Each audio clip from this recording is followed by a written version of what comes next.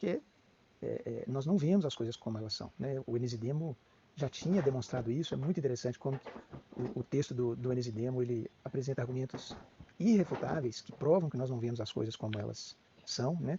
Ele ficava apertando o globo ocular, comparando a perspectiva de um ser humano com o outro, né? O Russell faz isso também agora, o Merleau-Ponty, né? Dependendo da perspectiva, a tonalidade da imagem, do aspecto é diferente, né? É, a gente pode atualizar o Enisydemo, né? À luz do conhecimento científico hoje sobre os nossos sensores, né? Então, para vocês terem uma ideia, o que determina a cor, né? Como vocês sabem, é ou o comprimento de onda ou a frequência daquela onda eletromagnética, né? E vocês sabem também que o espectro de luz visível é muito pequeno, perto do tanto de ondas eletromagnéticas que tem na atmosfera, né? Eu peguei esse slide que está disponível na internet do professor da USP aí, Dr. Roberto Costa. Esse também. Vejam aqui, esse quadradinho pequenininho branco aqui, ele é o espectro de luz visível, né? Se a gente pensar que a atmosfera ela é opaca para alguns raios, né, igual por exemplo a radiação gama, a raio-x, né, a radiação solar, né, a atmosfera protege a gente. Então, abaixo da atmosfera aqui a gente não tem muito esses raios aí, a não ser em medicina nuclear, em clínicas de radiologia, né, a gente não tem esses raios passeando por aí na atmosfera. E também a gente não tem também algumas faixas aqui que estão opacas, né? A atmosfera é opaca, algumas faixas aqui. Mas se vocês repararem a janela óptica e o espectro de luz visível, vocês podem ver claramente que tem infravermelho e ultravioleta aí na atmosfera que o nosso olho não é capaz de perceber, né?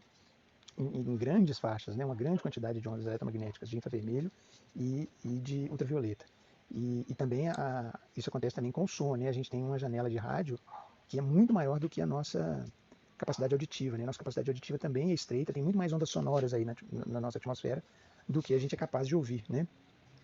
Então isso mostra que se o nosso olho tivesse um pouquinho a mais ou um pouquinho a menos de capacidade de percepção dessas ondas eletromagnéticas, nós veríamos um mundo completamente diferente do que nós vemos. E o mesmo vale para os sons, né? Eu mostrei para vocês lá o espectro de luz visível. A gente tem luz branca na atmosfera, a luz branca se reflete na grama, a gente vê a grama e ela nos parece verde. Mas será que ela é verde?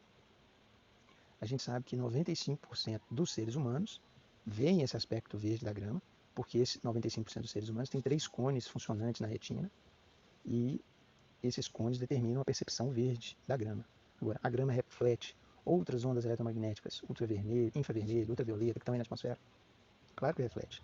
A grama reflete ondas eletromagnéticas que o nosso olho não vê, reflete. Então, a gente não sabe. Por exemplo, no caso dos daltônicos, que são...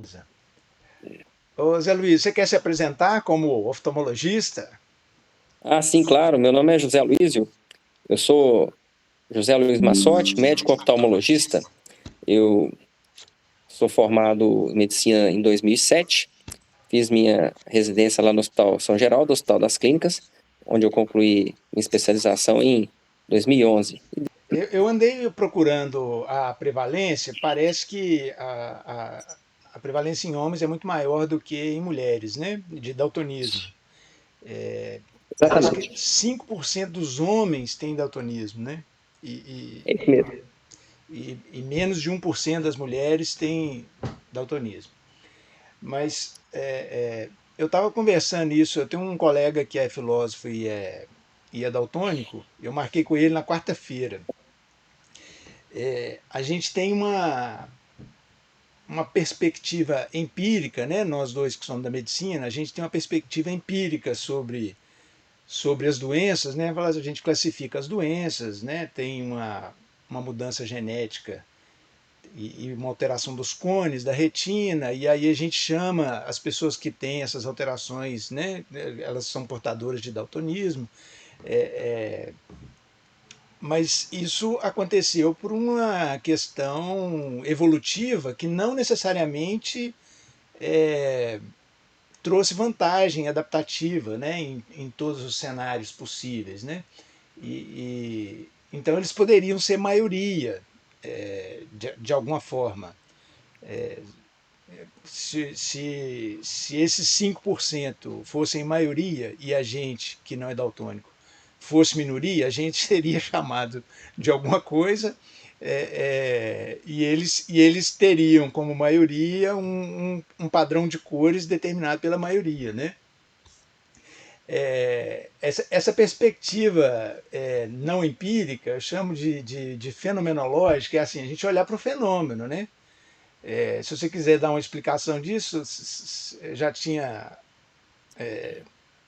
comentado isso, né? Que a cor ela é um fenômeno, né? Você quer explicar isso aí melhor do que eu? Então, o que acontece é o seguinte, né? A questão de cores, ela é uma interpretação que o nosso cérebro dá para ondas eletromagnéticas. Então, quando a gente pensa em ondas, a gente tem as ondas mecânicas, que são as ondas de impacto, vibrações, e o ar, né, o som, é uma onda mecânica, uma vibração do ar. E um outro tipo de onda são as ondas eletromagnéticas, onda de rádio, micro-ondas, as ondas do celular, e tem a própria luz, a eletricidade é uma onda também. Então, nesse espectro de ondas eletromagnéticas, um pedacinho delas é a luz que é visível ao olho humano. Então, se a gente parar para pensar, o tempo todo nós estamos aqui e infinitas ondas eletromagnéticas estão atravessando os nossos corpos, né? A onda do celular, a onda do rádio, onda de comunicação de todos os tipos, ondas que vêm do universo mesmo. E aí um pedacinho dessas ondas, uma pequena faixa de comprimento de onda, é sensível, é capaz de estimular células na nossa retina. Então, na nossa retina, existem substâncias que se modificam o seu formato por estimulação de alguns comprimentos de onda eletromagnética. Então, essas substâncias químicas na retina, quando recebem essas luzes, esse espectro, essa onda eletromagnética, acontece uma reação química, ela muda de formato, ela muda, ela isomeriza, e essa mudança de formato abre canais para os íons, e aí começam estímulos dos neurônios, entre aspas, é o que a gente chama de estímulos elétricos, né? Tudo que a gente sente no corpo, a gente sente por estímulos elétricos. O que muda é a região do cérebro para onde que vão esses estímulos e o que estimula aquilo ali, né? Então, o olfato, né, são substâncias que são voláteis no ar e estimulam receptores olfatórios. O som, então, são ondas mecânicas, estimulam, né, vibram o tímpano, vibram o líquido dentro da cóclea e aquilo ali estimula células que são sensíveis a vibrações. Então, no fim das contas, tudo chega ao cérebro como onda eletroquímica. Então isso é muito interessante. E para que a gente veja as cores de forma diferente, a gente tem na retina pigmentos, substâncias sensíveis a 3 cores, que seria o azul, o vermelho e o verde. E aí a mistura de forma de diferentes proporções fazem com que a gente veja luzes, cores que são mistura dessas 3 cores de base. É o azul, o verde e o vermelho. Azul, verde e vermelho, que são as cores de base. Misturando essas 3 cores, a gente consegue ver todas as cores. E quando a gente tem uma falha nessa substância sensível à luz, quando a gente tem a ausência dela ou uma ausência relativa, aí a gente não consegue ver todas as cores, como, entre aspas, seria o ideal. Então aí a gente chama isso de discromatopsia. Cromos é de cor e dis é um problema, né? Problema nas cores, discromatopsia. Popularmente a gente chama isso de daltonismo, né? Por causa do cientista, né? Dalton, que foi uma das pessoas que descreveu o fenômeno. Mas o nome mais correto seria discromatopsia. É interessante a gente pensar, você falou na questão do fenômeno, né? Mas não tem como a gente se imaginar, ver como que aquela pessoa está vendo a cor. Somente ela mesma pode sentir as cores, né? Às vezes eu vejo o verde de um jeito e você vê o verde do outro. A gente nunca vai saber como é que é o seu verde, como é que é o meu verde, como é que é o seu azul, como é que é o meu azul. Será que na hora que eu vejo lá uma árvore, né, toda verde, será que a sensação que eu tenho do verde não é a que você tem do vermelho? Então, será que quando você olha... Oi? Desculpa te interromper, é interessante porque você está falando do verde, da árvore verde. Esse meu colega, que é filósofo, ele falou que ele tem um problema do verde com cinza. E ele já comprou roupa errada, assim, não sei por que ele precisava de comprar uma cor e comprou outra. E aí, quando você fala do verde, por exemplo, a gente fala assim, a grama é verde. Fica parecendo, pela frase, pela construção da frase, né, a grama, sujeito, o verde como uma propriedade desse sujeito grama, né, fica parecendo que a cor é uma propriedade da grama. Mas como você explicou aí muito bem, é, a cor que a gente percebe, ela é meio que filtrada, né, pela nossa retina.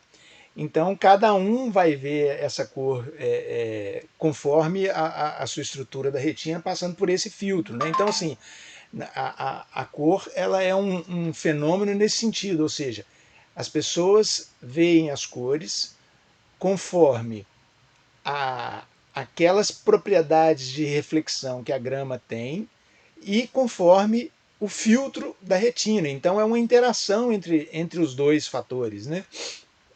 Desculpa, eu te interrompi aí, só Isso. porque eu achei legal Então essa coisa da então é grama. isso mesmo, né? A luz que sai da grama, né? Ela sai igual para todo mundo, mas ela vai entrar no olho, e aí a partir do momento em que a pessoa tem pigmentos iguais ou diferentes na retina, pigmentos fotossensíveis, né? A pessoa vai dar uma interpretação diferente. Então aquilo que eu vejo como verde, não tem como eu saber se vai ser exatamente a mesma sensação que as outras pessoas têm como verde. É. Pois é, Então, aí a gente tem testes padronizados, né? Esse teste, agora eu vou te fazer uma pergunta que eu não soube responder para o meu filho. Meu filho tem 17 anos e ele falou assim: olha, a gente liga o conceito da cor, né, a palavra verde, naquela percepção de verde que a gente tem, mas a gente não tem como garantir, nas palavras do meu filho, que a outra pessoa está tendo a mesma experiência.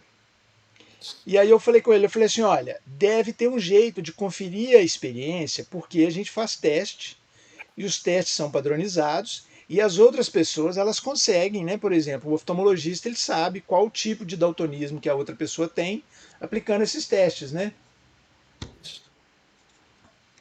agora eu tô vendo. Isso. Esse é o teste de Shihara, né? Legenda, o teste de Shihara ele tem uma legenda para cada um dessas coisas que ele apresenta. Ah, tá. O livro de Shihara é um livro padrão. E Aham. aí, às vezes ele coloca um 5 aí, igual você tá vendo 5, mas o Aham. daltônico ele vê como um 8. Entendi, entendi. Então fala assim, pessoas normais vem o 5. Aham. Daltônicos, no espectro verde e vermelho, vem um 8. Pois é, isso aí é uma prova que a gente pode conferir isso, essa experiência, pela intersubjetividade, ou seja, uma outra pessoa confere, uma outra confere, uma outra confere, e a gente consegue ter uma objetividade, ou seja, a gente consegue garantir que a experiência é comum. Independente da palavra que a gente usar para a cor que a gente está vendo do número 5, a gente identificou o 5 porque ele tem essa cor que é meio rosada, meio alaranjada, ou seja, a gente conseguiu ter essa experiência em comum de identificar os 5. O que Não você acha disso? necessariamente. Não, não necessariamente. Olha, você Pois é. conseguiu ver que ali tem uma cor, entre aspas, o que você chamou de rosa é diferente do entorno que é amarelo. A Aham, gente vê que tem um contraste ali. exato. Mas eu não garanto que o que você vê como rosa é a sensação que eu tenho como rosa. Às vezes é a sensação que eu tenho como verde. Pois é. Meu filho Então, falou exatamente isso. mas não tem como eu estar na sua pele. Aham, Não tem como exato, eu estar com a sua percepção. Então, às exato. vezes, o que você vê como verde é a cor, né? Você está olhando para uma folha de uma árvore, você tem a sensação do seu verde. Mas às vezes o que você vê como verde lá nas árvores é o que eu vejo quando eu estou olhando o sangue. Não tem como a gente saber se colocar na pele do outro. É, é muito Então, isso doido é uma isso, né? sensação totalmente subjetiva. E a vida inteira eu aprendi que aquilo ali que está na folha da árvore é o verde. É, Então, eu associo tudo que tem uma cor igual a da folha da árvore como sendo verde. Mas às vezes é o vermelho que eu vejo. E nunca vou é, saber que você vê diferente do que eu vejo. Não tem jeito. é.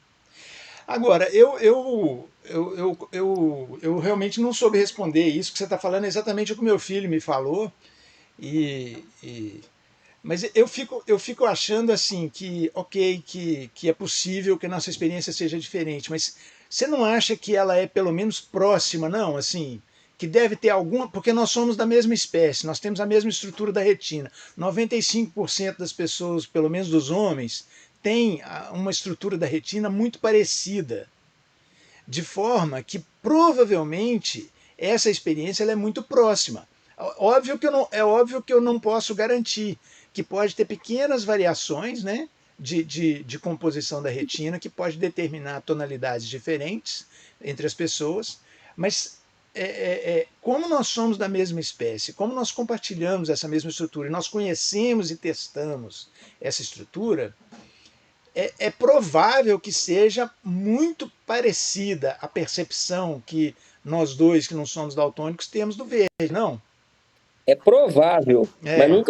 mas nós nunca teremos como garantir. Excelente, excelente. É provável. Nós estamos de acordo, 100% de acordo. Mas a certeza nós nunca vamos ter. Ok, perfeito. Excelente, porque parece bobagem isso, mas isso eu tô pesquisando exatamente uma tentativa de criar uma linguagem que a gente consiga dizer isso. E eu acho que a linguagem é essa, é de probabilidade, é de aproximação, tem a ver com isso, entendeu? Porque a gente nunca vai poder garantir 100%, né? Que o negócio é verdadeiro, é igual, é idêntico, é 100% pleno aquela percepção. Mas pelo menos a gente pode inferir que é provável. E aí a gente usa uma linguagem probabilística para adaptar essa situação. É tudo isso, exatamente. Toda vez que a gente está fazendo comparações, né, a gente nunca pode, né, dizer categoricamente que uma coisa é diferente da outra, né? Em ciência a gente usa que a probabilidade daqueles grupos serem iguais é menor do que 5%, é menor do que 1%. Exato. E aí a gente acaba estabelecendo um ponto de corte arbitrário. Ó, passou dessa linha aqui de improbabilidade, a gente aceita como sendo diferente. Exato. Às vezes não é. Exato. Exatamente. Mas aí a gente tem que pôr um limite ali para que você possa dizer que as coisas são diferentes. Né? Excelente, viu? Excelente. Isso é muito interessante. Você comentou da questão da prevalência do daltonismo ser menor na mulher, porque ela tem 2 genes X. O gene é recessivo ligado ao X. Ah, tá. Então, cerca de 8% dos homens têm o daltonismo. Agora, para a mulher ter, ela teria que ser 8% de 8%. Ela teria que ter 2 vezes o gene. Então, olha só. seria 8% vezes 8%. Seria 0,64%. Exatamente. É o Então, que eu achei de prevalência. Então, aproximadamente é 8% dos homens e 0,5% das mulheres.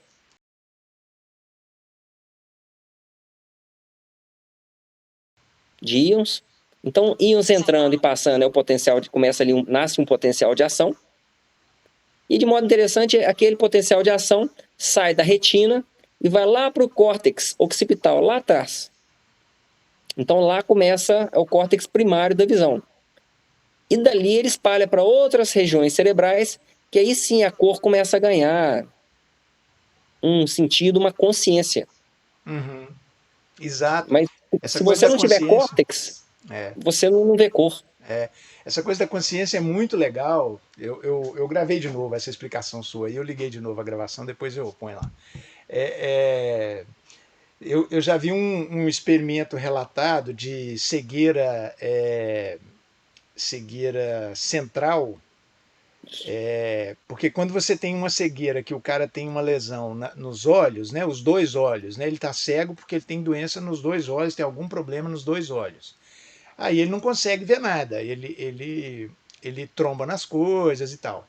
Agora, se o sujeito tem uma cegueira central mais alta, por alguma lesão cortical, e a estrutura dos olhos e do tronco e dos núcleos da base está intacta, esse sujeito ele não traz nada para a consciência, ele te fala que ele não está vendo nada, mas ele sai andando, ele desvia dos objetos, porque ele tem o olho, ele tem os núcleos da base, e aí ele tem alguma Percepção espacial.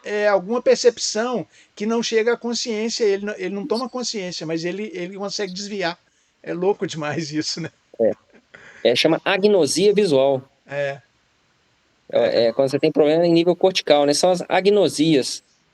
Tem um livro famoso, né, do Oliver Sacks. Isso. Que era um neurocirurgião muito famoso da Inglaterra.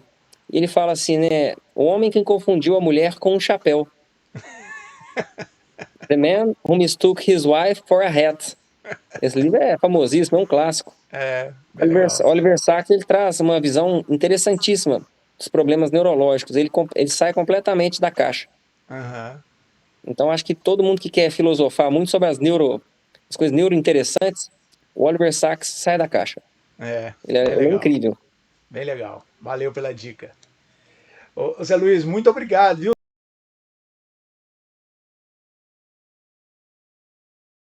Eu defendi o mestrado em outubro agora, cara, Ah, parabéns, recentemente. parabéns. Por isso que eu acho que é bom estar mais maduro. Com É, certeza, ô, Matheus, com certeza. você teve tempo de assistir a discussão com o oftalmologista? Cara, eu assisti, achei bastante legal, bicho. Veja bem, eu vejo a grama que para mim ela tem aquele aspecto que eu chamo de verde, né? Você vê Sim, a grama que a gente sabe aí por esses testes, pelo conhecimento intersubjetivo, né, que a gente adquiriu um conferindo o outro, né, essa coisa de testar as coisas. Eu imagino que você veja a grama com um tom mais cinza, como você já me disse, né? provavelmente, isso mesmo. Em relação ao meu. Agora, Sim, não existe nenhum parâmetro para a gente falar quem que está certo. sim. Não tem nenhum parâmetro. É puramente O, o- estatístico nesse caso. o único parâmetro que a gente fala que a grama é verde é a ditadura da maioria, né? Assim, Com 95% certeza, dos homens, com provavelmente, certeza. isso é mais chocante ainda, né? Você viu que ele foi muito enfático em falar que mesmo dentre os 95% dos homens que não são daltônicos, não tem nenhum parâmetro também para garantir que eles estão usando a mesma palavra verde para a mesma experiência de verde, né? Filósofos Porque têm opiniões diferentes sobre essa questão, né? Se de fato existe, tem até filósofos que eliminam o problema achando que não existe nada demais na experiência do verde. Na verdade, a gente tem um erro sistemático quando a gente fala das sensações de cores, por exemplo. Abriu, beleza. Deixa eu ver ah, se eu. legal. Então, assim, na filosofia você tem essas perspectivas sobre cores, né? Assim, a gente sabe que na Idade Moderna, na filosofia, depois da Revolução Científica ali do século XVII, as cores foram relegadas às qualidades secundárias, né, dos objetos. Aquela perspectiva bastante lockeana mesmo das qualidades primárias e secundárias. As qualidades primárias, né, como a massa, o formato geométrico do objeto, enfim. E as qualidades secundárias sendo cor, cheiro, gosto, né, as próprias sensações auditivas, né, o som das coisas, foram relegados às qualidades secundárias e não foram objetos da ciência, né, não foram pesquisados como objetos científicos, porque as coisas, de acordo com essa perspectiva moderna, não têm essas propriedades, são propriedades das pessoas que projetam sobre os objetos, né, as cores, os objetos, as cores, o cheiro, o som, enfim, a sensação, né, de tato também, isso é bastante importante. E quando chega nas cores, cara, hoje em dia, eu estava lendo esse artigo bem interessante aí da, da Internet Encyclopedia of Philosophy, tem bastante entradas interessantes lá, e o autor faz essa classificação. Ele faz essa pergunta aí, os objetos físicos são coloridos independentemente dos indivíduos que percebem os objetos? Então, você tem duas categorias na filosofia, você tem os realistas e você tem os subjetivistas, né? Os realistas, eles são basicamente aqueles que acreditam que sim, né, os objetos eles têm cores, independentemente das pessoas que os observam, independentemente de qualquer observador, né? Então, os objetos possuem propriedades de cores, assim como os objetos possuem propriedades que a gente chama de propriedades primárias aí no período moderno, como tamanho, formato geométrico, massa, etc. Então, essa perspectiva é realista, é uma perspectiva difícil de ser defendida em alguns aspectos, em outros ela parece ser mais plausível.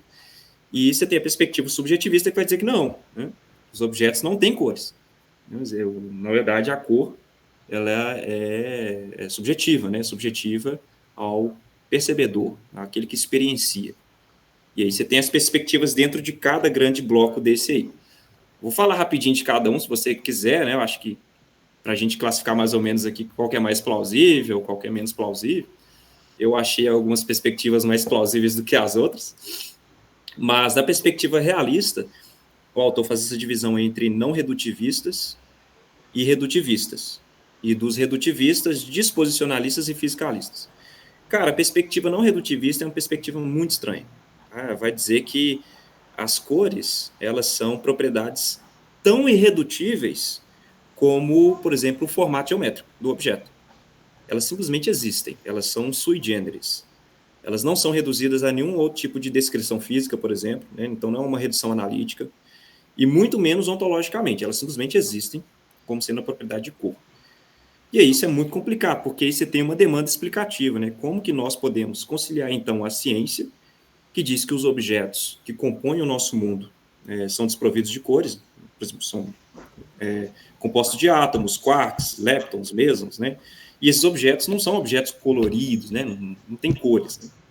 Então, como é que você pode reconciliar essa perspectiva da ciência de que todos os objetos do nosso mundo, eles são compostos de elementos fundamentais desprovidos de cores, com a perspectiva do senso comum de que nós acreditamos que os objetos têm cores, né? Eu acredito, por exemplo, que esse Pringles aqui é laranja.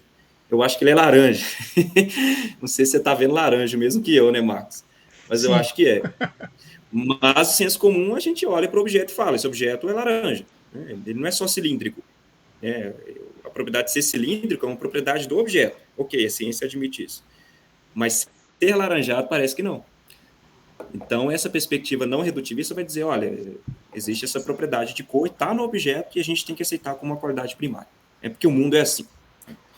Bom, isso é bem complicado. Então, como é que a gente lida com essa demanda explicativa, né, do nível do senso comum e no nível da ciência?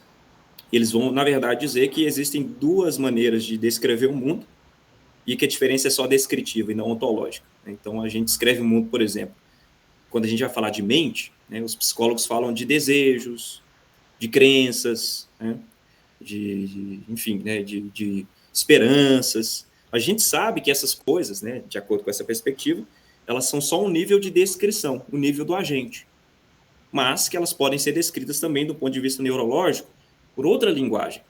Né? Então, a crença vai ser, sei lá, uma propriedade neurofisiológica X no cérebro. Né?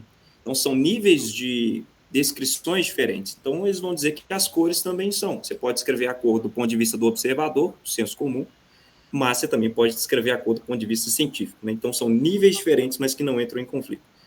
Mas que é uma perspectiva muito complicada, né, de ser mantida. É um pouco sofisticada e eu, pelo menos, nunca ouvi falar de nenhum filósofo aí contemporâneo que defende essa perspectiva, né? Bastante ingênua, do senso comum mesmo. Aí, o realista ele pode adotar uma perspectiva um pouco mais sofisticada do que isso, né? Que é a perspectiva do redutivismo. E essa perspectiva vai dizer que nós vamos reduzir a cor, por exemplo, vermelho, né? Cor vermelha, a uma outra propriedade mais básica, mais fundamental. E essa propriedade tem que ser física.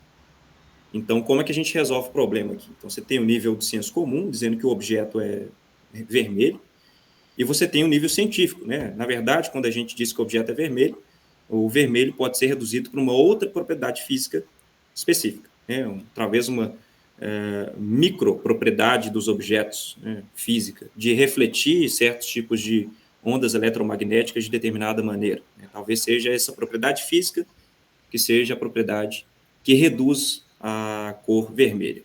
Então, nesse nível do redutivismo, você vai tentar encontrar cientificamente qual propriedade que é essa. Você vai fazer uma investigação empírica dos objetos, né, que nós classificamos como vermelho, por exemplo, e encontrar ali fisicamente alguma estrutura no objeto e não no indivíduo que percebe. Essas perspectivas realistas estão lidando com o objeto especificamente, independente de quem observa, e você vai achar no objeto essa estrutura comum do vermelho. Né? O que seria essa estrutura? Bom, veja, esse é um grande problema para o fisicalismo. Por quê? Porque sabe-se que estruturas físicas distintas, e várias estruturas físicas distintas, podem refletir, né, fazer com que o indivíduo perceba a mesma cor. Né? Então, várias estruturas diferentes. Né? Então, você tem microestruturas específicas, que são diferentes fisicamente, mas que rebatem, né, as ondas eletromagnéticas e fazem com que o percebedor lá ele perceba como sendo a mesma cor refletida em todos os mesmos objetos.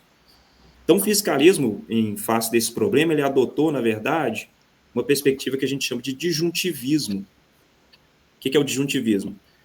Ser vermelho, na verdade, é uma disjunção de micropropriedades específicas. Ser vermelho é igual a micropropriedade número 1, que seria uma propriedade física específica, ou, aí vem a disjunção, a micropropriedade número 2, ou a número 3, ou a número 4. Então, você vai criar um conjunto de junção de micropropriedades que vai ser, então, a redução da cor vermelha, por exemplo. Então, essa é a única maneira que eles vão tentar achar de salvar o fisicalismo diante dessa pressão, né? Dessa tensão. Qual que é o problema com isso? O problema com isso é que parece que a gente precisa do observador para classificar cada propriedade física dessa disjunção. Porque as propriedades elas não têm nada em comum umas com as outras, elas são completamente diferentes fisicamente. Como é que você sabe que a propriedade M1 tem a mesma propriedade do que a M2? Na verdade, que reduz vermelho da mesma maneira que M2, sendo que elas são fisicamente diferentes. O que une elas? O que é em comum entre essas propriedades? Aí está o problema, né? Então parece que isso exige, pelo menos, o observador, que vê essas propriedades como sendo vermelhas. E aí você já sai do realismo e parece exigir algum tipo de interação com o sujeito também. Interação para saber o que une. E aí parece que o que une é a experiência de ver vermelho. E aí você já saiu da perspectiva realista. E aí você tem uma outra teoria, cara, dentro do redutivismo. Então nós não vamos reduzir a propriedades físicas específicas. O que nós vamos dizer, então, é que, por exemplo, ser vermelho é a disposição que um objeto tem para aparecer vermelho sob certas circunstâncias específicas. Circunstâncias padrões, inclusive. Por exemplo, o Pringles, ele é laranjado? Não, ele é laranjado. O realista vai dizer, o realista disposicionalista, ele é laranjado. Porque com laranjado a gente quer significar a propriedade que esse objeto tem de aparecer laranjado para você e para mim, sob essa circunstância de luminosidade específica, circunstância padrão. Né? Então, ter uma cor, um objeto ter uma cor, nesse caso, disposicionalista, é um objeto ter uma disposição a aparecer a um observador de uma determinada maneira. Nesse caso, você ainda é um realista, porque o objeto tem essa disposição, é o objeto que tem essa disposição, mas você também conversa com o sujeito, porque você precisa da percepção, né, para você classificar essa disposição. Então, essa perspectiva, por exemplo, muito próxima do John Locke, lá no período moderno. John Locke tinha essa perspectiva, né? Agora, é claro, e aí você consegue reconciliar o senso comum com a ciência. O senso comum vai dizer que o objeto é vermelho. Com isso, você vai ter que fazer um revisionismo conceitual, você vai ter que dizer que quando nós dizemos que um objeto é vermelho, na verdade, nós estamos dizendo que esse objeto tem a disposição a aparecer a nós como vermelho debaixo de certas circunstâncias padrões. Esse é o ponto. Nesse caso, então, você faz uma revisão conceitual do que nós queremos dizer no nosso dia a dia, quando nós classificamos objetos com cores. E você consegue, de maneira muito tranquila também, se aproximar da ciência, porque a ciência vai dizer que os componentes do nosso universo não têm cores em si mesmos, né? E isso é verdade. Os componentes não têm, mas eles têm a disposição a aparecer a nós de determinada maneira. Então, eles têm a propriedade disposicional de ser vermelho, de ser amarelo, de ser verde, etc. E eu fiquei pensando na sua conversa lá, Marcos, né, sobre essa questão estatística, né? Me parece que o disposicionalismo, apesar de ser bastante interessante, ele é interessante, né? É uma perspectiva que consegue juntar as outras duas de maneira bastante sofisticada, inclusive, né? O senso comum e a ciência. Ele parece cair nesse problema aí da arbitrariedade mesmo, né? Estatística das cores, porque qual que é a circunstância correta? Qual que é a circunstância apropriada que um objeto que tem a disposição de aparecer vermelho deve ser classificado como vermelho? É a do daltônico ou é a da 95% da população? Qual que é essa circunstância correta, né? Então, assim, é estranho falar que o objeto tem essa disposição. A gente sabe que o sal tem a disposição de se dissolver em água, beleza. Mas e o objeto que tem a disposição de aparecer vermelho? Aparecer vermelho a quem? Então, talvez seja uma espécie de discriminação daltônica, porque você pega um padrão específico e fala, esse aqui é o correto, e você exclui 8% da população e está tudo certo. Aham. Mas os posicionalistas também têm vários problemas. Um deles, e que é um problema complicado, é se você perguntar a um dos posicionalistas o que é vermelho, ele vai dizer o seguinte: vermelho é ter a disposição a aparecer vermelho. A gente sabe em filosofia que isso é um grande problema, que você está utilizando a palavra vermelho na definição de vermelho. E não é nada informativo isso, né? Ser vermelho é a disposição de aparecer a nós como vermelho. Mas o que é ser vermelho? Não explicou nada. Então, esse é um problema circular aí que o disposicionalista tem que enfrentar. Alguns acham que é um problema sério, outros acham que não. Acham que a propriedade vermelha, da experiência nesse caso, ela é irredutível e todos nós sabemos que é ver vermelho. Então, nós não precisamos dar uma definição específica, né? Uma descrição definida do que é vermelho. A gente pode apontar, a gente pode fazer uso da ostensión, né? Vermelho é esse tomate aqui. Mas outros acham que é um problema. Se você vai dar uma definição informativa de alguma coisa, você tem que descrever de alguma maneira, a partir de outro nível, né? Ok, beleza. Então, esses aí são os realistas em filosofia aí sobre cores, né? Essas perspectivas, e tem a outra perspectiva, que é o subjetivismo. O subjetivismo, né, vai responder a pergunta dizendo que não, os objetos não têm cores, independente dos indivíduos que observam os objetos. Os objetos mesmo não têm cores nenhuma. Os objetos têm outras qualidades, outras propriedades, mas as cores não. Então, o subjetivismo ele é dividido aí entre mentalistas, né, o que o autor chama de mentalistas, e eliminativistas. Os mentalistas, né, você pode lembrar lá de Descartes, que é um dualista de substâncias, acha que, na verdade, existem, né, o res cogita lá, a mente, uma substância imaterial, e o res extensa, né, que são as substâncias materiais, né, o mundo material. Como existe essa cisão grande entre os dois mundos, nessa perspectiva do dualista, as cores de fato existem, mas existem na mente, na res cogita.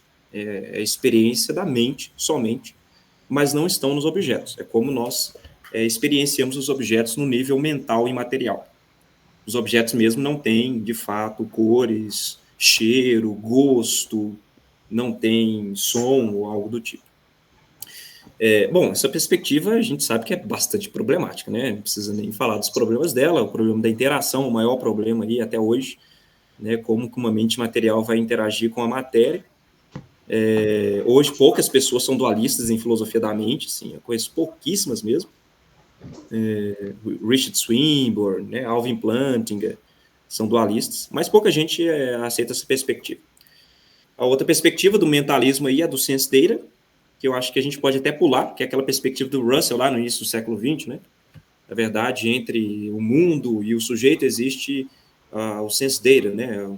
Aquela informação dada sensorialmente, né? Que não é um mundo direto, mas como se fosse um véu entre o sujeito e o mundo. Hoje em dia ninguém aceita essa perspectiva mais, ela tem problemas epistemológicos, inclusive. O que sobra hoje, e na verdade é bastante forte em filosofia da mente, é o fenomenalismo. Isso é bastante forte mesmo. Essa perspectiva fenomenológica, ela vai dizer que, na verdade, cores são propriedades da nossa experiência fenomenológica. Então, são propriedades mentais, inclusive, né? E não dos objetos. Então, o objeto não tem cor, mas eu experiencio o objeto fenomenologicamente como tendo cor. E mais tarde eu vou falar mais sobre isso, porque esse é um grande problema para teorias fisicalistas da mente. É um grande problema, né? Não sei se você chegou a fazer filosofia da mente, Marcos. Fiz com o André Bar. Só Isso, essa é a perspectiva do Hegel, lá, do Jackson, do Chalmers, né? Só uma pergunta. Por que essa perspectiva que você chama de mentalista fenomenalista, ela elimina a cor do objeto? Porque ela poderia ser algo parecido com a disposicionalista, no sentido de que o objeto tem características tais que predispõem a que a gente enxergue daquele jeito, mas na verdade o que a gente enxerga é o fenômeno, porque a gente enxerga a interação dos nossos filtros com aquilo que o objeto está refletindo ali de onda eletromagnética, né? Sim. Por que nessa teoria elimina-se a cor do objeto? Eu não entendi. Entendi. Porque a primeira teoria, o foco é no objeto. O disposicionalista, ele está tentando, sendo um realista, ele está tentando salvar uma propriedade do objeto, e não do sujeito, né? Por mais que ele interaja, como você disse, com a mente do sujeito que está experienciando aquele objeto. Mas ele quer resgatar, na verdade, e colocar ênfase no objeto. O subjetivista não está se preocupando nem com isso. Falando assim, ó, não importa se o objeto tem a disposição tal, né? O que importa é que é uma propriedade mental. Né? Os objetos mesmo não precisam ter essa propriedade, né? Agora, é claro, os fenomenalistas vão sim concordar com os posicionalistas que, sob determinadas circunstâncias, os objetos refletem, né, um comprimento de onda de determinada maneira, e nós vamos ter uma fenomenologia específica, né, bastante padrão. Eles concordam com isso. Mas esse não é o foco deles. E aqui eu vou te fazer mais uma objeção aqui, é o seguinte, que você chamou a tese do Russell de sense data, né? Mas ele é o pai da fenomenologia, né? Estou falando do Russell, não Russell. Talvez foi essa a distinção. Ok, Bertrand Russell, ok, desculpa. Os dois estão ali no século XX, mas o... ok, não. O Russell tá por fora, tadinho. Não, o Russell tá... o outro aqui é o Russell, Edmund Russell. Isso, aí sim.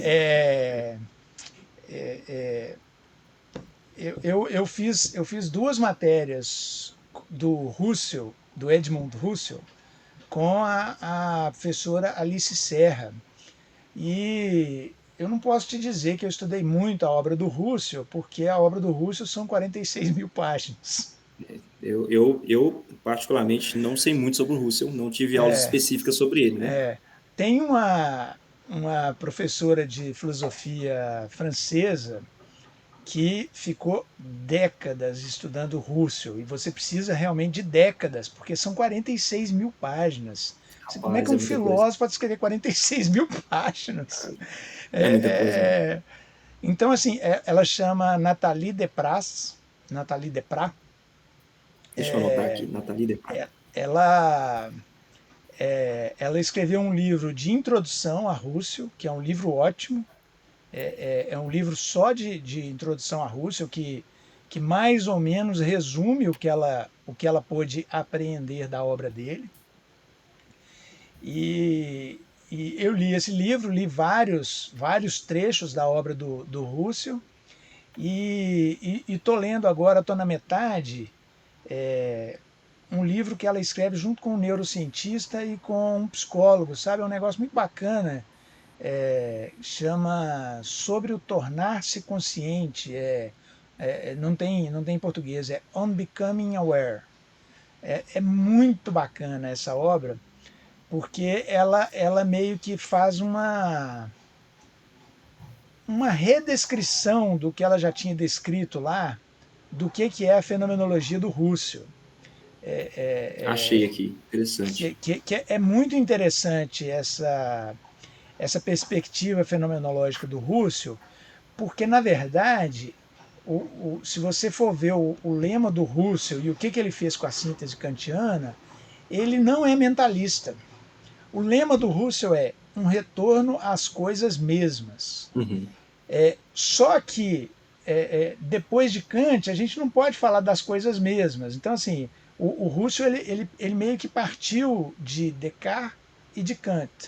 Ele faz uma redução fenomenológica mais radical do que a de Descartes, porque Descartes deduz o eu, né?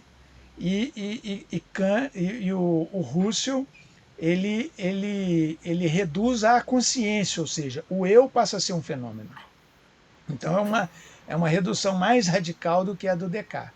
Mas aí ele usa como base, como pressuposto, a síntese kantiana. Ele fala que a obra, ele tem muitas críticas à obra de Kant, mas ele fala que é uma obra que é como se fosse uma montanha para você minerar ouro. E aí ele usa a síntese kantiana para falar o seguinte, fala assim, olha, o que o Kant fez com a síntese kantiana? Se nós não temos acesso à coisa em si, nós temos acesso só ao fenômeno, né? Mas ficou contraditória essa coisa de falar de coisa. Como é que você pode falar de coisa em si se você não acessa a coisa em si, né? Ficou uma coisa meio meio estranha, que já foi rapidamente criticada, né? Então, o que o Russell fez? Ele eliminou a coisa em si, mas ele não é um mentalista, porque ele eliminou a coisa em si kantiana, mas ele voltou para a coisa mesma, que é o fenômeno, ou seja, esse computador que eu estou vendo aqui na minha frente, que eu estou falando com você, ele é um computador. A perspectiva empírica, né, que é muito criticada pelo Russell, trata esse computador como um objeto que está na minha frente, que tem tais e tais propriedades, inclusive cores. Agora, a perspectiva do Russell não é essa, a perspectiva dele é fenomenológica. Esse computador é um fenômeno que está na minha frente, porque eu só percebo o fenômeno, eu não percebo a coisa em si. E aí ele faz uma descrição fenomenológica que não é uma descrição empírica, é uma descrição do fenômeno tal como aparece. Então, a fenomenologia do Russell, para mim, depois de eu ter estudado essas obras, eu não colocaria ela dessa maneira que ela está aí, porque ela ficou subordinada ao mentalismo. E não é isso. O fenômeno não é uma coisa sob a perspectiva empírica, mas é uma coisa sob a perspectiva fenomenológica. Então, eu não colocaria ele aí, sabe? Nem eu. São aí que é intermediária, porque ela não é realista, porque nós não temos acesso à coisa em si. E ela não é subjetivista, porque as coisas não são uma coisa criada pela nossa mente, não é não é um produto da nossa mente, não é um. Entendeu? Assim, eu colocaria numa posição intermediária. E aí tem todo aquele debate, né? Você viu em Filosofia da Mente, lá da Mary, lá. Que eu acho mais interessante o primeiro exemplo do Jackson, né? Lá no artigo de 82, né? Phenomenal Qualia. Porque o Jackson, ele faz, não sei se você chegou a ler esse artigo, ele primeiro fala da experiência do Fred, né? O Fred, não? Nesse artigo do Jackson, por um artigo bastante famoso, né, que ele fala do quarto de Mary, ele primeiro faz o exemplo do Fred. Ele fala assim que, pra gente imaginar um cara, que é o Fred, e o Fred, ele, se você dá para ele... O quarto de Mary é aquela que foi criada num quarto que não tinha cor, né? Ok, eu li. Isso. Mas você lembra do exemplo anterior ao quarto de Mary, do Fred? Não, vai, segue em frente. Eu acho muito mais interessante, mas ficou famoso a Mary, mas tudo bem, o Fred é mais interessante, na minha opinião. O Fred é um cara que, se você der para ele vários tomates, né, idênticos para nós, como vermelhos, né, ele pega os tomates e classifica em duas categorias, vermelho 1 e vermelho 2. E ele faz isso de maneira consistente, né? Então, você pode colocar lá uma venda nele, embaralhar os tomates lá e vai pegar os mesmos tomates de novo, vai olhar e vai classificar em duas bandejas diferentes. A explicação que ele dá é que ele vê duas cores diferentes dos tomates, né? E aí, como as pessoas chamam tudo de vermelho, ele criou a própria linguagem, vermelho 1 e vermelho 2. E aí, cara, é interessante porque as pessoas vão pesquisar o que o Fred tem na visão, claro que isso é uma hipótese, né? Vão pesquisar lá, né, o sistema visual dele e tal, os seus bastonetes e tal, e eles encontram lá que ele tem um sistema visual um pouco diferente, né, que faz ele classificar alguns sistemas de ondas assim que a gente não consegue classificar. E aí ele consegue, de fato, ver duas cores, né, supostamente, nos tomates, que a gente consegue ver só uma. E o Frank Jackson vai dizer o seguinte: olha, nós podemos, né, saber todas as informações físicas sobre Fred, sobre o tomate, sobre o que acontece com ele quando o comprimento de onda bate no tomate, bate na retina, vai para o nervo óptico, envia lá para a área do córtex específica para as cores. Nós podemos saber tudo o que nós precisamos saber de físico sobre Fred, tudo, né? Nós ainda vamos querer saber como é ver essa cor que ele está vendo, que ninguém consegue ver, né? Que é o que o oftalmologista falou. Isso. E a ideia do Jackson é, olha, se nós temos todas as informações físicas, fisiológicas sobre o Fred, sobre o mundo, e ainda assim nós não sabemos como é ver a cor que ele vê, e parece que intuitivamente ele está vendo realmente uma cor que a gente não vê, então existem alguns fatos sobre cores, né, que nós não conseguimos acessar fisicamente, né, que não são físicos. Você pode dar uma descrição física completa do quadro, e você não vai chegar a essa informação. Você só vai chegar a essa informação se você fizer uma cirurgia. O Jackson fala no artigo dele. Você alterar o seu sistema visual igual ao do Fred, aí você vai olhar para o tomate e falar: agora eu estou vendo como é que é ver esse vermelho 2 aqui do Fred, né? Mas isso supõe, então, que a experiência da cor é privada. Né? Ela é muito privada mesmo. E é uma propriedade não redutível no sentido físico. Né? Então, é uma propriedade não física da experiência, uma qualidade da experiência. Os filósofos chamam de qualia, né? Essa qualidade fenomenológica da experiência das cores. Nesse caso, ele chama os seres humanos de daltônicos lá no artigo. Né? Nós seríamos daltônicos em relação à experiência de Fred. Né? Então, nesse caso, você tem uma perspectiva fenomenalista. Né? A cor é um fenômeno não redutível, privado, de primeira pessoa, né? Que não pode ser estudado de terceira pessoa por nenhum tipo de mecanismo científico. Então, não é uma propriedade dos objetos, mas nós simplesmente tomamos os objetos na nossa experiência como tendo cores. Eu acho uma perspectiva muito atraente, cara. Eu acho muito interessante essa perspectiva do Jackson, do Chalmers, etc. Né? Tem um outro autor também que fala sobre o absent qualia, né? O Ned Block fala sobre isso, o qualia absente. Né? Fala que é possível, já é um argumento modal, é possível nós imaginarmos um sujeito, né, Mateus 1 e Mateus 2, ou então Marcos 1 e Marcos 2, idênticos, né, e que veem o mesmo objeto, mas um vê o objeto como sendo vermelho, o outro vê o objeto como, na verdade, o outro não tem uma experiência fenomenológica do objeto, é como cores, por exemplo. É possível a gente imaginar isso, né? É possível também a gente imaginar o qualia invertido, né, que é um outro problema em filosofia da mente. Nós estamos olhando para o mesmo objeto, mas é aquilo que você falou. Talvez o vermelho que você está vendo, eu estou vendo o azul e nós chamamos pelo mesmo termo. Isso é totalmente possível. O ponto é que se o qualia invertido é possível, então o fiscalismo é falso para esses homens, né? Porque a gente pode ter toda a descrição física idêntica, inclusive, entre os dois, você tem um qualia inverso, né? Que mostra que a experiência de cores, nesse caso, ela é uma experiência fenomenológica. E aí, cara, tem gente que acha que isso é um absurdo, né? Acha que o antifiscalismo é um absurdo. E veja, não é um dualismo cartesiano. Né? Várias pessoas cometem esse grande erro, eu mesmo cometi quando eu estava estudando filosofia da mente. Eu falei, então os caras viraram dualistas cartesianos de novo, né? Então existe a mente aqui em cima e o mundo material aqui embaixo. Não, os caras são dualistas de propriedades. Só existem substâncias físicas, eles são naturalistas. Mas existem propriedades físicas e propriedades não físicas. E as propriedades da experiência não seriam propriedades físicas, inclusive elas nunca seriam capturadas por propriedades físicas. Né? O Chalmers tem uma frase famosa, nada de físico que você me disser vai capturar o cheiro de uma rosa. Ele fala isso, né? Ele está falando do qualia, do olfato, né? Você pode descrever fisicamente toda a estrutura lá da rosa e tal, você não vai saber o que é sentir o cheiro de uma rosa, porque isso é não físico, não tem jeito. Tem gente que acha que isso é um absurdo. Por exemplo, o Dennett, né, acha que isso é um absurdo. O Paul Churchland, Patricia Churchland. Então, eles vão propor o eliminativismo. Vão dizer, na verdade, nós de fato usamos esses termos, né, como vermelho, verde, sei lá o quê, mas eles não se referem a nada, nem no mundo, né, e nada não físico no sujeito. Né? É um subjetivismo no sentido de que nós usamos os termos, classificamos o mundo dessa maneira, mas esses termos devem ser eliminados. Eles devem ser eliminados. E né, o Paul Churchland, a Patricia Churchland tem essa perspectiva, eles vão ser substituídos, na verdade, por termos neurofisiológicos, talvez, né? Ou termos físicos mesmo sobre o mundo. São termos ultrapassados.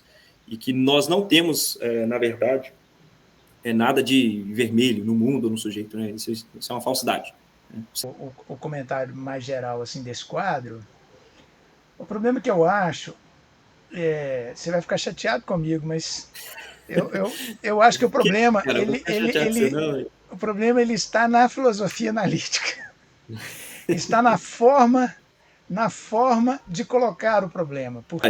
Não, então, o meu quadro é o seguinte, eu falo assim, olha, ao invés de eu partir da teoria, né, porque o nosso problema aqui é cor, né? Isso. Eu vou partir, então, da experiência. Eu não vou partir da teoria, eu vou partir da experiência. Fala assim, mas isso é uma espécie de psicologismo, porque a experiência é contingente, blá, blá, blá. Mas a gente tem a intersubjetividade. Isso é interessante no Husserl, né? Ele começa por essa experiência psicológica subjetiva para construir a fenomenologia, né? que eu tiraria aqui dessa caixinha aqui e botaria de fora. E aí, qual que é o fundamento da síntese do Kant? É o múltiplo da experiência, que está lá em Enesidemo. O Enesidemo era um filósofo cético que comparou percepção de um homem com outro homem, percepção de um homem com animal, estruturas perceptivas de animais e de homens. E aí ele concluiu, olha, a experiência é um múltiplo. A experiência ela não é uma coisa unificada, né?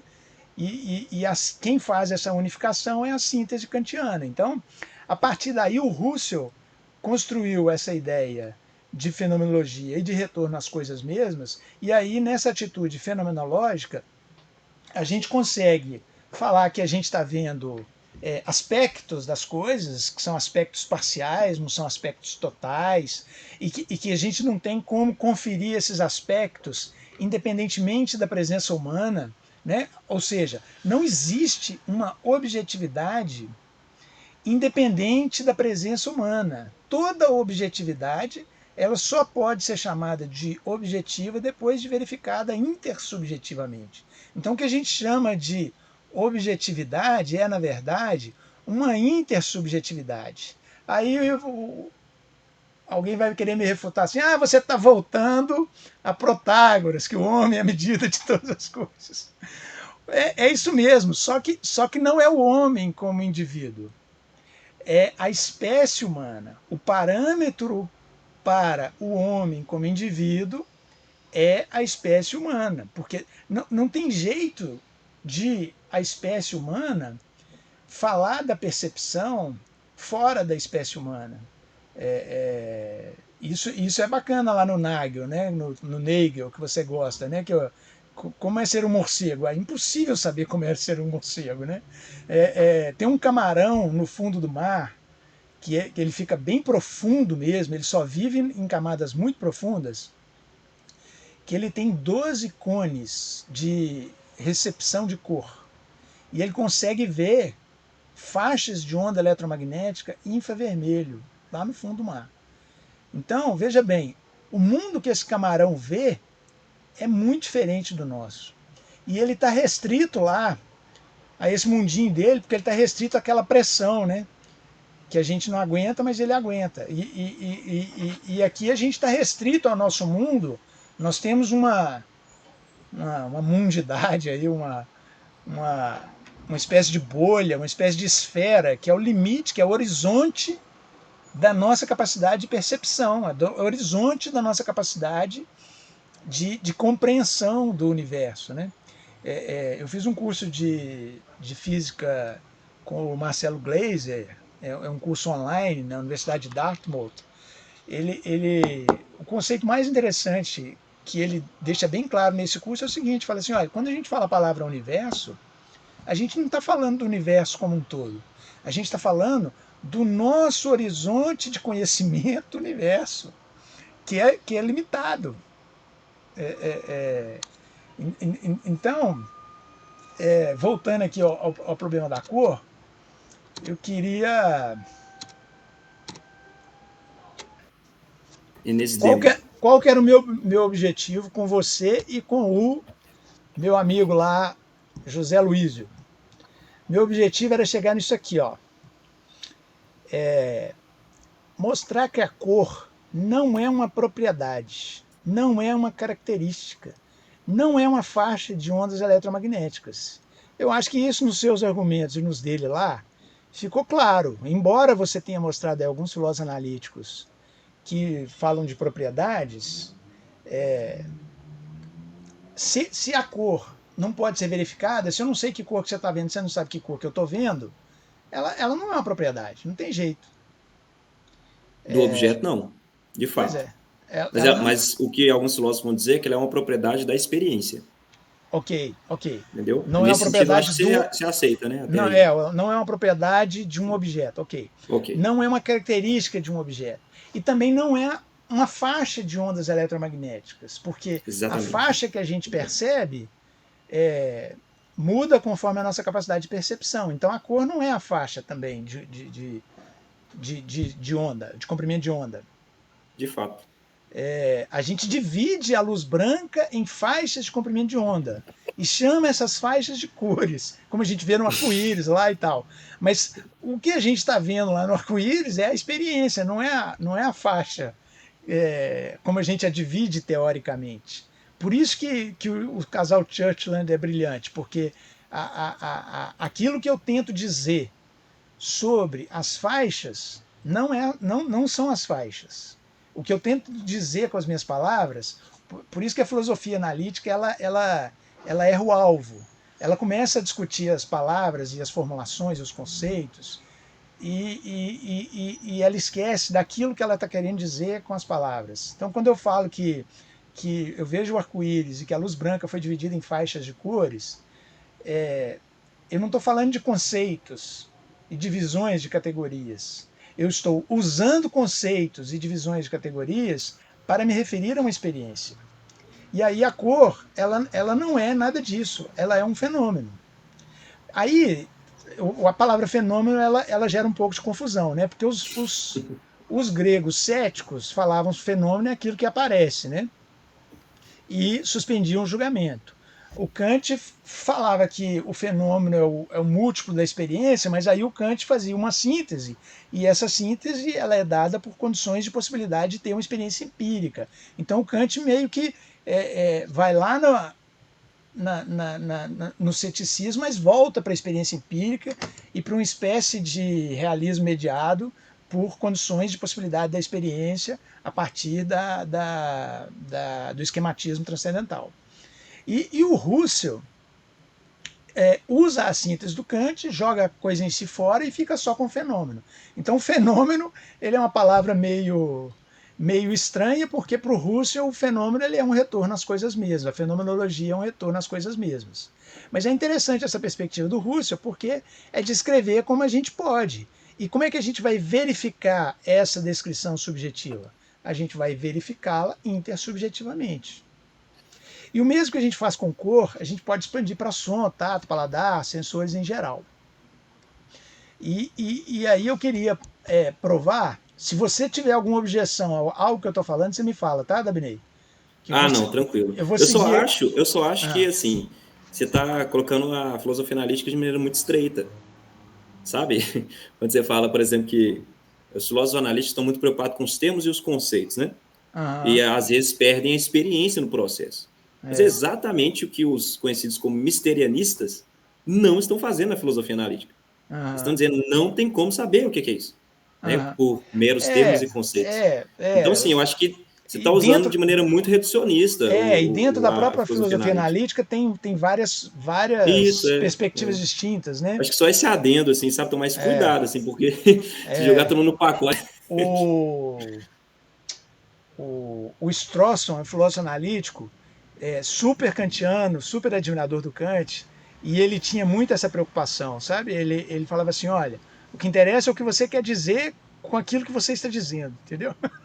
Nossa, você quer dizer com aquilo que você está dizendo.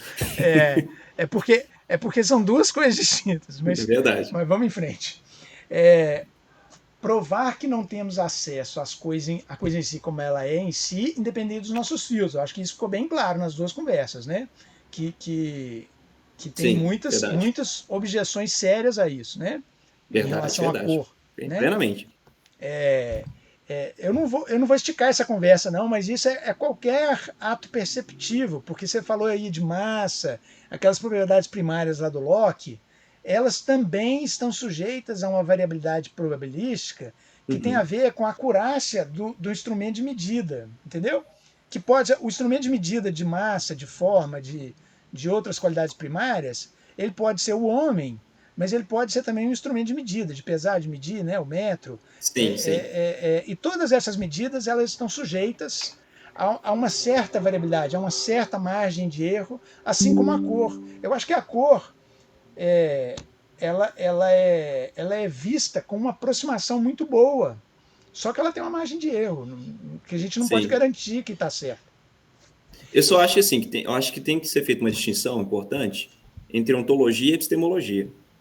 Eu acho que quando os filósofos estão tentando descrever propriedades primárias dos objetos, eles estão tentando descrever um certo tipo de ontologia, né? Agora, como medir essas propriedades, elas sempre são dependentes, de fato, dos nossos instrumentos, seja no nosso aparato perceptivo, kantiano, pelas categorias, talvez, transcendentais, seja por instrumentos, como você disse. mas não tem jeito de escapar disso, né?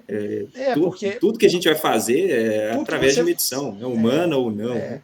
Tudo que você vai acessar, que você considera que é ontologia, que é a propriedade do objeto, do ser, né? Você vai acessar epistemologicamente, né? Você vai acessar... Até mesmo quando você fala sobre, por exemplo, intersubjetividade, estava pensando nisso aqui, eu sei que o Russell, ele faz essa redução eidética, né, do mundo externo, por exemplo, desses problemas. Mas, quando você vai fazer essa medição intersubjetiva, você já está pressupondo um certo tipo de objetividade. Existe alguém além de mim, que tem experiências e eu posso medir, né? Veja, você já está pressupondo, né, o que você quer evitar nesse sentido. Não, mas aí na tese dele isso não é um pressuposto, não. Ele faz um longo caminho que ele chama de investigações lógicas até ele chegar na intersubjetividade. Aí tem uma série de argumentos que o outro ser começa como aparentemente um objeto, mas ele não é um objeto, porque você é um objeto para ele também. E aí ele vai fazendo uma série de argumentos. É isso aí que a filosofia analítica está fazendo, um caminho argumentativo. Ok. Não, o Russell viveu num tempo que não existia essa divisão, né? Sim, essa verdade, divisão analítico... Ele está no início do século XX, fundante analítico mesmo, continental, que inventou foi o Carnap para atacar o Heidegger, né? Verdade, já atacou muito mal, né, Marcos? Já atacou muito mal, né? Porque... mas então vamos lá. Defender que o que percebemos é o fenômeno, redefinir fenômeno como aspectos, como perspectivas parciais das coisas mesmas, né? Igual, por exemplo, eu não estou falando o absurdo de que esse computador não está aqui na minha frente. Sim, mas eu estou só falando que eu não tenho acesso à inteiridade desse computador. Verdade, né? plenamente. Eu tenho acesso a aspectos parciais que são suficientes para fazer tudo que eu faço com ele. Né? E que a maneira que a gente tem de verificar isso é intersubjetiva. Aí a próxima frase. Associar tal parcialidade à probabilidade, isso aqui eu vou deixar isso para uma próxima discussão, porque mas na verdade, que eu acho razoável. Não é um conceito dicotômico, categórico de 0 ou 1, de verdadeiro ou falso. É uma descrição parcial, que é um valor entre 0 e 1, que eu atribuo e que tem um componente subjetivo nessa atribuição. Eu gostei muito da sua fala lá na outra conversa com o oftalmologista, quando você fala, né, por nós termos, e eu acredito da mesma maneira, nós temos um aparato cognitivo semelhante, né, da espécie humana. E então o olho é óbvio também que o praticamente... olho para 95% é muito parecido. Eu acho que esses problemas, Marcos, que o pessoal fica preocupado demais, se a gente está vendo tendo a mesma sensação de cor, por exemplo, ele emerge de uma pressuposição de que, epistemicamente, para a gente estar justificado, a gente precisa ter um critério de certeza cartesiano. Exatamente. E claro que a gente não precisa de um critério de certeza. Para você ter uma crença justificada, você não precisa de um critério de certeza. Então, não tem certeza mesmo. Pois você está vendo a mesma sensação de vermelho que eu, mas eu estou justificado em acreditar que sim, devido à nossa intersubjetividade, nosso aparato cognitivo ser semelhante como espécie. Exatamente. E aí, se a gente fosse usar alguma lógica formal para expressar isso, é lógica paraconsistente, onde o princípio da não contradição não vale. Eu não acho que nem é necessário isso. Você pode até colocar, mas eu acho que é até mais simples, Marcos. O princípio da credulidade, por exemplo, já ouviu falar? Mas olha só, já ouvi falar. Existe é bobagem eu ficar voltando nessa questão da filosofia analítica, é bobagem. Sim, mas é importante isso. A sua fala foi muito feliz. Essa tentativa de formalizar a linguagem ordinária é que leva a isso, entendeu? Assim, sim. A objetividade é um tipo específico de intersubjetividade, eu já falei, verificado pelas evidências compartilhadas e não por opiniões compartilhadas, né? Porque senão vira só um combinado, né? Todas as nossas percepções têm uma margem de erro e o único parâmetro é intersubjetivo e não se trata de, ou não é possível, uma objetividade independente da presença humana, eu já falei. E isso não nos coloca numa posição relativista, mas sim nos coloca numa posição probabilística. Por quê? Porque tem uma margem de erro. E a linguagem que permite essa margem de erro é a probabilidade, exatamente porque ela não é absoluta, ela não é 0 ou 1. Assim, não, sim. posso estar errado, né? Mas tudo que eu tenho de evidência, tudo que nós já conversamos aqui intersubjetivamente, aponta para isso, né? Verdade. Então, assim, essa mudança de linguagem que eu estou investigando com essa proposta, ela não é uma coisa muito relevante para esses problemas mais corriqueiros, mais banais. Igual, por exemplo, essa discussão da cor, a gente consegue fazer sinal de trânsito, né? Se a gente consegue fazer sinal de trânsito, o sinal de trânsito funciona, né? Ela perde Sim, verdade. ela perde um pouco a relevância, né?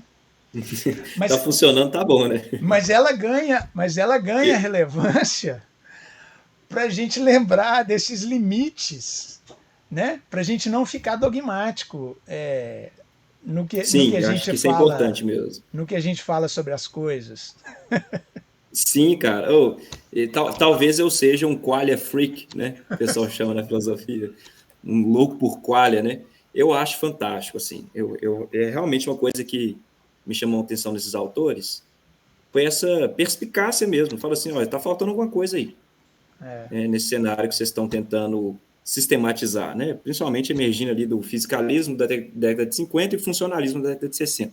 Os caras falam, não, tá faltando alguma coisa, que é um aspecto da vida humana fundamental e que vocês estão deixando de lado, cara, né, por essas descrições aí complexas, né?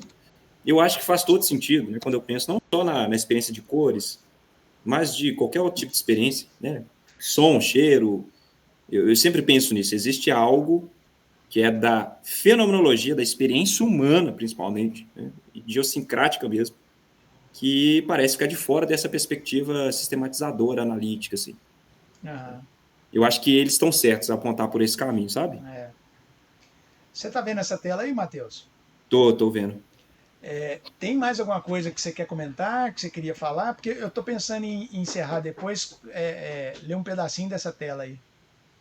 Cara, eu acho que é isso, assim, né? Eu não sei uma perspectiva que eu adotaria. Certamente não seria um realista, eu acho. Não seria um realista. Dentro dessa taxonomia aí que a gente conversou um pouco, você até levantou algumas críticas interessantes, inclusive, sobre isso. Mas eu acho que, por ser um daltônico, né? Minha experiência ser diferente dos demais, eu sei muito bem como é que existe algo de privado, subjetivo e inefável na experiência privada de cada um, né? Por isso que eu não seria certamente um realista, talvez um fenomenalista, né? Mas eu acho que é isso, eu acho que a discussão vai mais para esse lado. Eu acho muito redutivista, né? A gente descrever a discussão só pelo lado científico também, deixar o aspecto fenomênico. Eu acho que você vai concordar comigo nesse sentido, você como leitor de Russell. Eu acho que empobrece, da mesma maneira que empobrece também você não tomar uma perspectiva, né, científica da coisa, médica mesmo. Eu acho que esse diálogo é muito produtivo, né? Você não pode reduzir um campo e privilegiar um campo em prol do outro, né, em detrimento do outro, na verdade. Eu acho que é por aí, cara. Não, e a sua contribuição foi ótima. Aquele esqueminha lá, com a aulinha que você deu sobre o esquema, mostrou todas as... E isso é um mérito da filosofia analítica, né? Agora, me redimindo aqui um pouco, é que essa é uma espécie de isolamento, né, de cada teoria para discutir e contra-argumentar e fazer uma análise crítica de cada teoria, né? Isso é uma atividade filosófica super salutar, né? Super salutar. Isso é verdade. Fala assim, não, o realismo tá errado, mas aonde que ele tá errado? Vamos ver aqui, onde é que esse negócio tá errado, pô? Sim, é verdade, né? Esse método rigoroso de organização, né, de cada teoria é muito bom. Por que o realismo, ele sempre tem com ele alguma ingenuidade, né? Assim, aí a gente vai vendo os argumentos, né? E também, por outro lado, não é um mentalismo, né? Não é uma... Então, assim, você colocou muito bem todas as perspectivas. Valeu, cara. Mas eu Só um queria. adendo, assim, rapidinho. Não é a minha área de expertise, viu? Não, mas Se eu falei alguma bobeira aí, espero que não. Não, você mandou Mas, bem, você mandou bem. mas eu acho que deu para Muito obrigado. dialogar. Eu queria só mostrar isso aqui, porque eu acho isso aqui tão genial. Isso aqui é o Enesidemo. Enesidemo é o que? Século 3 ou 4, né, antes de Cristo, né? Acho que é 3, século 3 antes de Cristo. Ele não estava preocupado aqui com, com essa coisa do que você está querendo dizer com a linguagem. Ele estava preocupado do que você está querendo dizer sobre a experiência, né? Assim, o que a gente pode observar no mundo. Aí ele falou assim, ó, as diferenças encontradas nas partes mais importantes do corpo, especialmente naquelas cuja função natural é decidir ou perceber, são capazes de produzir uma grande quantidade de divergência nas impressões, devido à variedade entre os animais. Pessoas que sofrem de icterícia dizem das coisas que nos parecem ser brancas que são amarelas, enquanto que aquelas cujos olhos estão inflamados dizem-nas vermelho.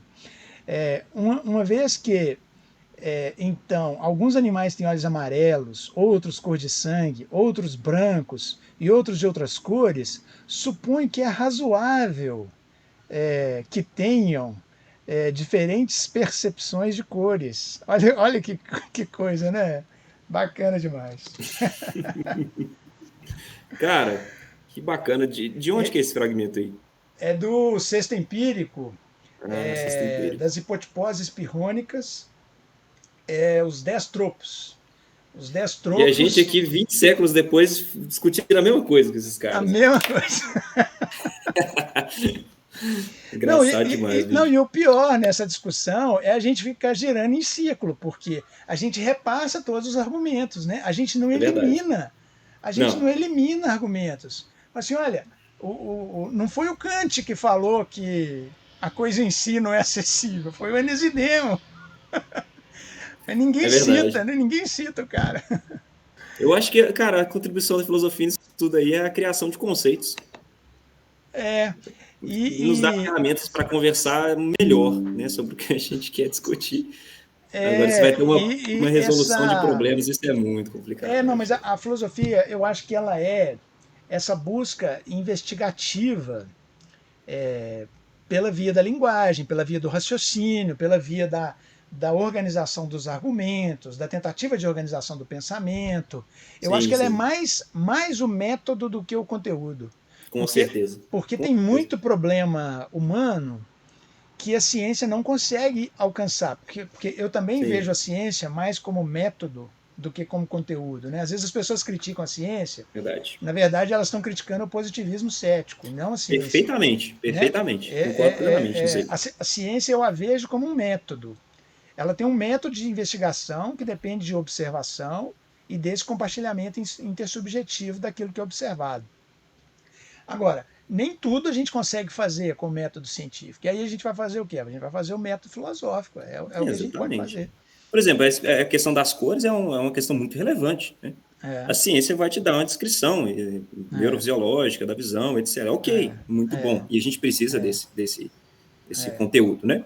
Agora, o E o que é fenômeno? ver vermelho, né? O que é isso? É muito Exato. complicado, cara. É, E aí você não vai ter uma resposta científica. Para isso aí, filósofo vai ficar tendo cãibra é, mental, como diria Wittgenstein. é. É isso aí. Ô, Matheus, foi um grande prazer, viu? Muito Isso, obrigado. cara. Prazer meu revê-lo, muito bom. A conversa foi muito agradável aí. Gostei muito dos seus posicionamentos também. Obrigado aí também pela Nathalie Depraz.